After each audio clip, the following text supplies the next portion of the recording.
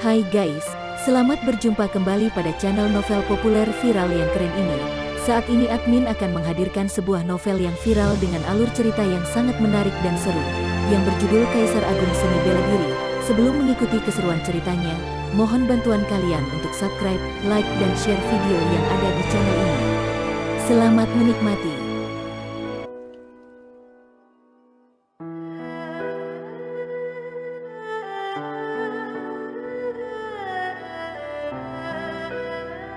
Kaisar Agung Seni Bela Diri, Bab 25. Dia melaju dengan kecepatan tinggi menuju kota awan. Kejuaraan seni bela diri di Balai Seni Bela Diri akan diadakan 1 bulan lagi. Menurut aturan, murid yang akan mengikuti kejuaraan seni bela diri harus memulai mendaftar 1 bulan sebelumnya. Beberapa bulan yang lalu, percakapannya dengan tetua Zhuang Nantian membuat Luo Xiu mengerti bahwa jika dia ingin menonjol dan mendapatkan perhatian dari Balai Seni Bela Diri, dia harus menunjukkan seluruh kekuatan dan bakatnya. Kejuaraan seni bela diri tahunan memang merupakan waktu bagi para murid dari Balai Seni Bela Diri untuk menunjukkan kekuatan dan bakat mereka. Tidak butuh waktu lama bagi Luo Xiu untuk datang ke Balai Seni Bela Diri dan pergi ke lokasi pendaftaran. Saat dia datang, sudah ada banyak murid dari Balai Seni Bela Diri berkumpul di sana. Namun, kebanyakan dari mereka adalah penonton. Sebagian besar murid yang mendaftar untuk kejuaraan adalah murid dari kelas menengah dan senior. Seorang pria muda yang mengenakan seragam bela diri berkata, "Setiap tahun, akan ada pemeringkatan dalam kejuaraan seni bela diri. Aku dengar bahwa selama kamu bisa masuk 3 besar, hadiahnya sangat besar." Seseorang bertanya sambil tersenyum, "Tuan Zhao, kamu sekarang berada di tingkat ke-7 pemurnian tubuh.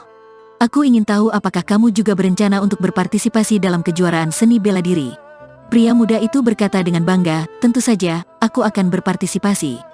Meskipun sedikit harapan untuk mendapatkan tingkat 3 besar, yang paling penting adalah menunjukkan bakat dan kekuatanmu di panggung kejuaraan seni bela diri. Kamu juga bisa mendapatkan perhatian dari pejabat tinggi Balai Seni Bela Diri. Luo Xiu melihat sekeliling dan melihat bahwa pemuda berseragam bela diri itu adalah Zhao Liang, siswa kelas menengah yang bertaruh dengannya di area papan batu hitam. Saat bertaruh dengan Luo Xiu, Zhao Liang berada di tingkat ke-6 pemurnian tubuh dan sekarang dia telah mencapai tingkat ke-7 pemurnian tubuh. Ada banyak orang kuat di kelas menengah dan senior. Aku dengar bahwa selama kamu bisa berada di 10 besar, kamu akan diberi hadiah batu vitalitas dan pil. Jika kamu mencapai 5 besar, kamu bahkan dapat diterima sebagai murid oleh tetua Balai Seni Bela Diri. Jika kamu masuk 3 besar, aku dengar bahwa kamu juga bisa mendapatkan bimbingan pribadi dari Master Balai Seni Bela Diri dan kamu memiliki kualifikasi untuk memilih seni bela diri tingkat ke-4. Banyak orang saling berdiskusi dan berbagai hadiah yang besar membuat banyak murid Balai Seni Bela Diri mulai bersemangat. Masing-masing tetua Balai Seni Bela Diri adalah Grandmaster Bela Diri bawaan dan mereka memiliki posisi tinggi di kota awan. Jika mereka bisa menjadi murid dari salah satu tetua, itu adalah lambang dari kedudukan status. Master Balai Seni Bela Diri seperti legenda bagi banyak murid di Balai Seni Bela Diri. Master adalah ahli nomor 1 di kota awan dan dikatakan bahwa dia telah melampaui tingkatan bawaan. Terutama, hadiah dari seni bela diri tingkat ke-4 bahkan lebih mengejutkan dan menarik. Namun, semua orang juga tahu bahwa sangat sulit untuk masuk 3 besar dalam kejuaraan seni bela 8 diri.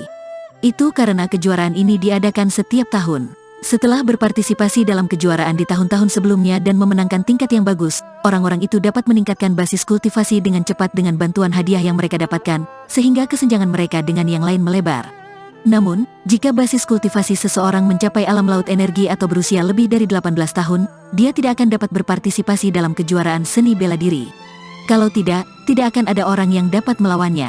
Ada ratusan ribu orang di kota awan dan ada banyak murid di Balai Seni Bela Diri. Ratusan dari mereka telah mencapai tingkat ke-7 pemurnian tubuh. Di sebelah tempat pendaftaran, sebuah papan batu didirikan dengan nama-nama murid dari Balai Seni Bela Diri di atasnya, dari bawah ke atas. Papan batu ini adalah daftar tingkat Balai Seni Bela Diri kota awan. Hanya ada 50 nama di tingkat, dan persyaratannya orang tersebut setidaknya harus berada di tingkat ke-8 pemurnian tubuh. Banyak orang berkumpul di sebelah daftar tingkat di papan batu. Luo Xiu juga melihatnya dan melihat satu orang teratas di daftar tingkat.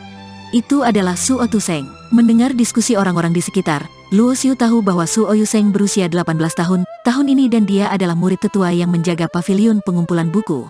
Basis kultivasinya sudah berada di puncak tingkat ke-9 pemurnian tubuh. Teknik kultivasi internal, seni bela diri, dan keterampilan gerakan yang dia latih semuanya adalah yang peringkat ketiga. Di bawahnya, tingkat kedua sampai tingkat ke-10, mereka semua berusia 18 tahun dan basis kultivasi mereka juga merupakan tingkat ke-9 pemurnian tubuh. Di Balai Seni Bela Diri, usia 18 adalah ambang batas. Orang yang berusia di atas 18 tahun tidak bisa lagi menjadi siswa Balai Seni Bela Diri. Balai Seni Bela Diri tidak akan terus mengultivasi mereka. Sangat sedikit orang berbakat yang telah mencapai alam laut energi yang bisa menjadi murid non-inti dari gerbang kebebasan. Ini juga merupakan ambang batas terendah untuk murid non-intinya. Hampir tidak ada yang tahu bahwa basis kultivasi Luo Xiu telah mencapai puncak tingkat ke-9 pemurnian tubuh, jadi namanya tidak ada dalam daftar ini. Masih ada sisa 1 bulan lagi. Waktu berlalu seperti air yang mengalir. Di sebuah hutan lebat, sosok Luo Xiu melesat dan serangkaian ilmu pedang guntur ditampilkan olehnya. Dengan sangat matang dan hebat, pergerakannya cukup lancar, cahaya pedang bersinar di langit dan gerakannya hampir tidak bisa ditangkap oleh mata manusia. Boom! Dengan energi internal, sebuah pohon besar ditebas oleh pedangnya dan langit dipenuhi kepulan debu. Selama ini, dia pergi ke tempat Lu Mengyao untuk menyerap kekuatan apinya beberapa kali. Energi internalnya sangat murni dan kental, sehingga dia bisa menerobos alam laut energi kapan saja. Namun, Luo Xiu menekan basis kultivasinya dan tidak melakukan penerobosan. Itu karena begitu dia menerobos, dia tidak akan bisa ikut berpartisipasi dalam kompetisi. Luo Xiu tidak ingin melewatkan kesempatan berada di 3 besar agar dapat memasuki pavilion pengumpulan buku untuk memilih seni bela diri tingkat keempat. Dalam beberapa bulan terakhir kultivasi, Luo Xiu sangat berbeda dari sebelumnya.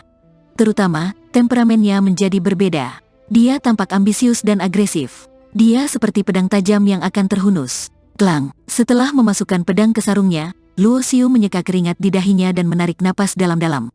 Dia berpikir diam-diam, setelah bertemu dengan Chen Hu dan bawahannya terakhir kali, sampai saat ini aku belum pernah bertemu dengan serangan lain.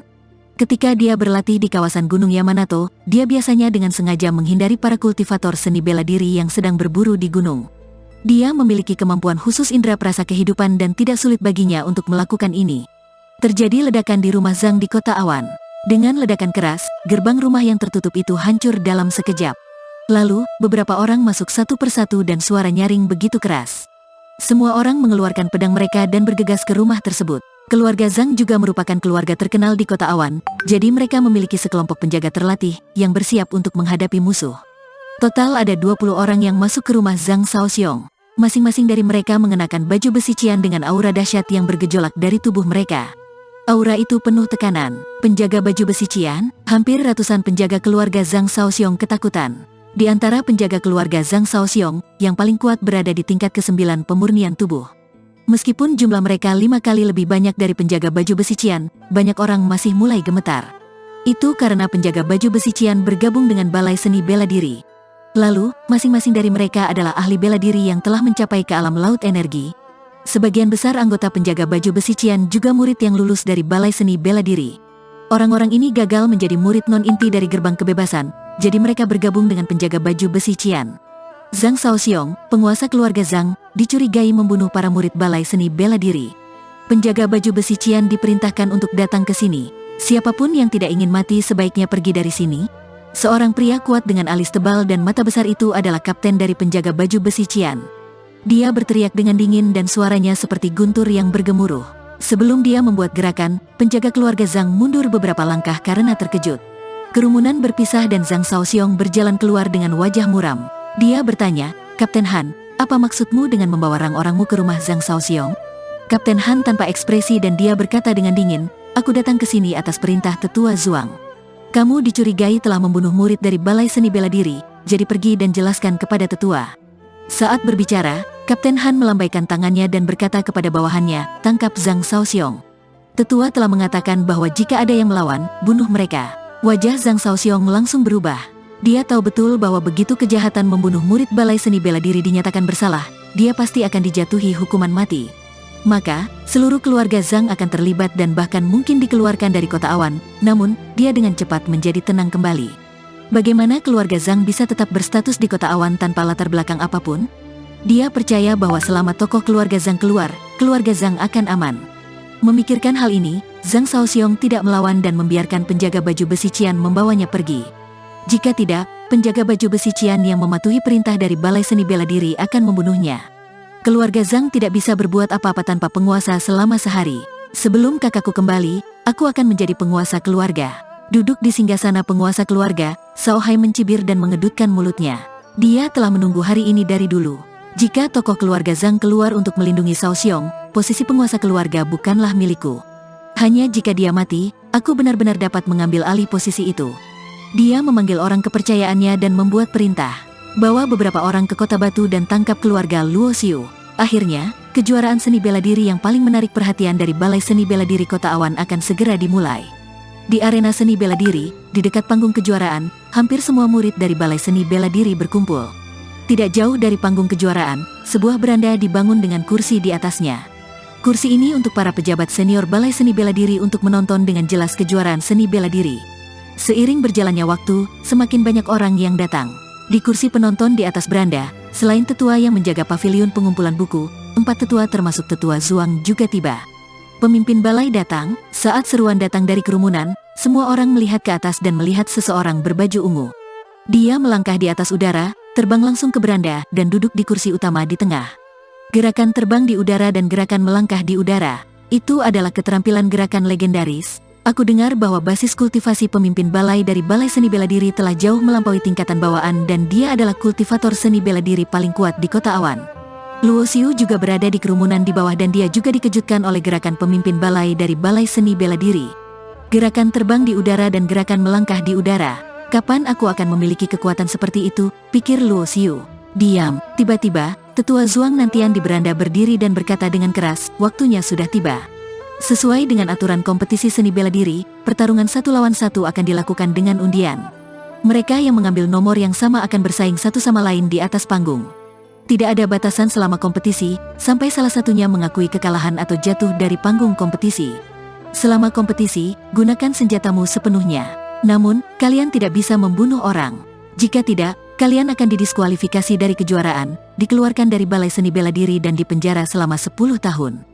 Setelah tetua Zuang mengumumkan semua peraturan kejuaraan, seseorang membawa kotak kayu ke panggung kejuaraan dan semua murid yang berpartisipasi dalam kejuaraan melangkah maju untuk mengambil undian.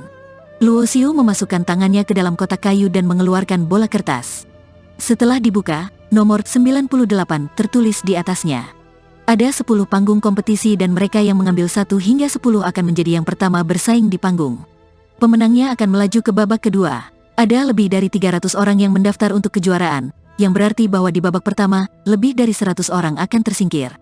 Semua orang tidak tahu siapa lawan mereka. Baiklah, sekarang kompetisi dimulai. Dengan pengumuman dari tetua Zuang, sekelompok orang melompat dan mendarat di panggung kompetisi.